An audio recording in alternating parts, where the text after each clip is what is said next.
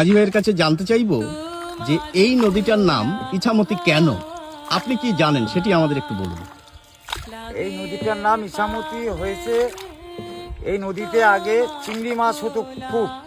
আচ্ছা, তারপরে এই নদীতে মুক্ত পাওয়া যেত। মুক্তা। হ্যাঁ, মুক্তা পাওয়া যেত তখন। আচ্ছা, এটা ওই ব্রিটিশ আমলে হ্যাঁ। ওনারাই এই নামটা দিয়ে থুয়ে গিয়েছিল যে ইছামতি।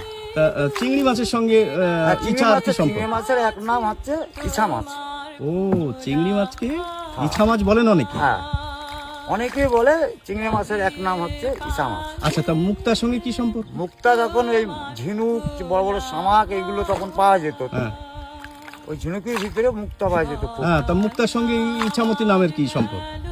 তো ইছামতি না না, চিংড়ির সঙ্গে তো সম্পর্ক বুঝলাম, চিংড়ির আর এক নাম হচ্ছে ইছা, তাহলে মুক্তার সঙ্গে কি হলো? ওই তো ইছা মতিও পাওয়া যেত। ও আচ্ছা আচ্ছা, মতিও পাওয়া যেত। বেশ বেশ বেশ, এইবার বুঝতে পেরেছি। ইছা, ওই জন্য ইছা মতির নামটা দিয়ে দিয়েছে। আচ্ছা, আচ্ছা, দুটো আচ্ছা, জিনিস বেশ। এই জায়গাটায় ইছামতি নদীতে। তাহলে বুঝলেন নামটা বন্ধুরা, দিয়েছে। মাঝি আমাদের সুন্দর একটি বর্ণনা দিল, নামকরণের সার্থকতা বুঝিয়ে দিল। এবার আমি জানি না এর সত্যিকার অন্য কি নাম আছে। মানে তার নাম বলে না যে হীরা মতি, হ্যাঁ হ্যাঁ, বেশ এই বেশ বেশ। মতিটা পাওয়া যেত এখানে এই বেশ। নদীতে। এবার আমি আপনাদের এই নদীর একটু রূপটাও দেখিয়ে দিই।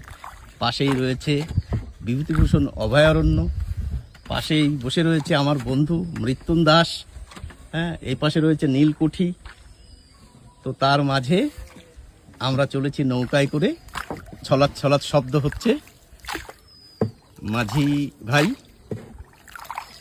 অর্জুন বাবু তিনি সুন্দরভাবে নৌকা চালিয়ে নিয়ে চলেছেন।